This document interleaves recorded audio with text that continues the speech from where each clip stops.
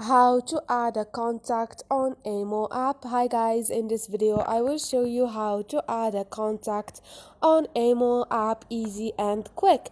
So first thing, go to your Amo. Once you are here on your conversations, you're gonna find your chats. Choose, for example, you want to add any contact. You should go to the you should go to person icon up there. If you want to add a contact from a group, click on the group and you're gonna find those contacts. Choose one of them and click on the profile icon, and they're gonna give you the account of the contacts. All you need to do is click on add at the bottom and you're gonna add this contact. And this is it guys, hope this video was helpful. Please don't forget to subscribe and like.